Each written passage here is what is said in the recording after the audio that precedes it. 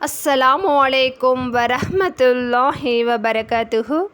வறுமையை விட்டு பாதுகாப்பு பெற கேட்க வேண்டிய சிறந்த துவா. அல்லாஹும்ம இன்னி அஊது பிக மினல் ஃபக்ரி வல் கில்லத்தி வத்தில்லத்தி வ அஊது பிக மின் அன் அல்லிம அவ் உல்லம.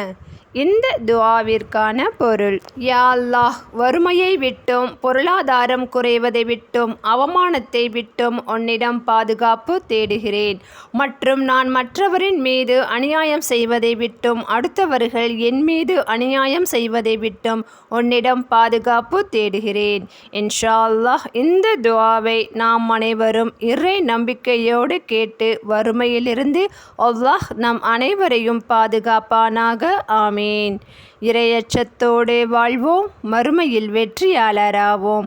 அஸ்ஸலாமு அலைக்கும் வரஹ்மத்துல்லாஹி வபரகாத்துஹு.